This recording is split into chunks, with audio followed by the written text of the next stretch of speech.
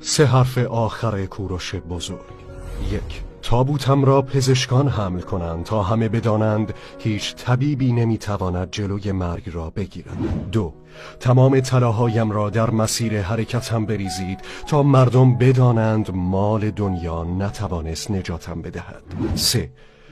دستهایم را از تابوت بیرون بگذارید تا بدانند که باید با دست خالی رفت.